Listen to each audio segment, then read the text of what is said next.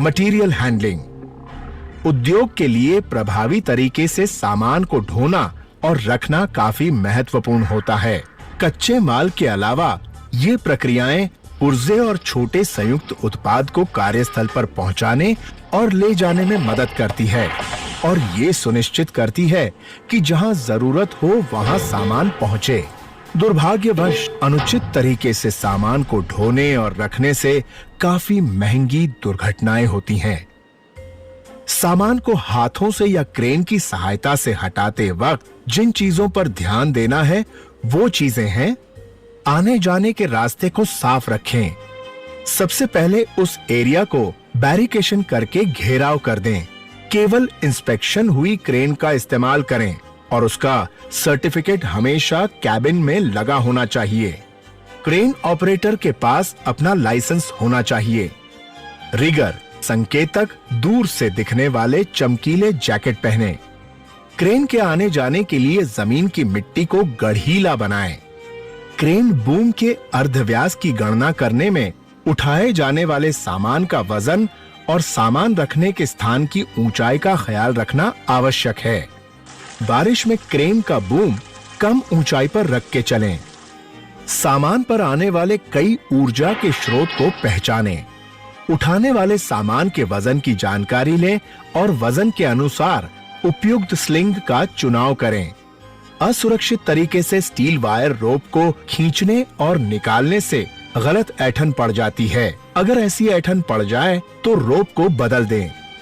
जब भी 2 या अधिक रोप को हुक पर लगाना हो तो शैंकल का इस्तेमाल करें। सभी खुली सामग्री को सामान पर से हटा दें। सामान को उठाने से पहले देख लें कि सामान पर स्लिंग अच्छी तरह से लगी है।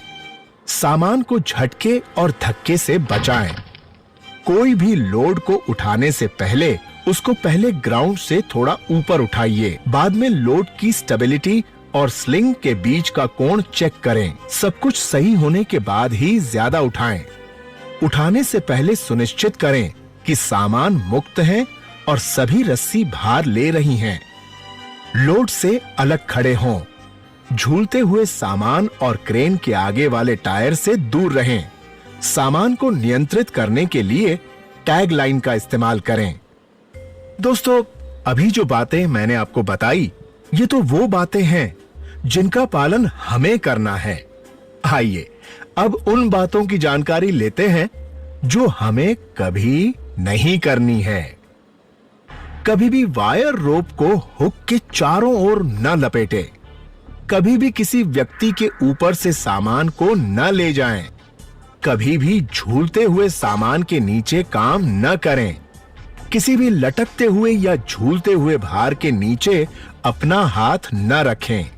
जब क्रेन या होइस्ट को देखने वाला न हो तब कभी भी सामान को झूलते हुए न छोड़ दें। सामान के नीचे से जब स्लिंग को बाहर निकाला जा रहा है तो अपने आप को स्लिंग से दूर रखें। क्रेन का इस्तेमाल कार्य को आसान बनाता है, लेकिन इस बात का भी ध्यान रखना पड़ता है कि अगर क्रेन के इस्तेमाल के समय कुछ महत्वपूर्ण बातों पर ध्यान नहीं दिया जाए तो बड़ी दुर्घटना भी हो सकती है।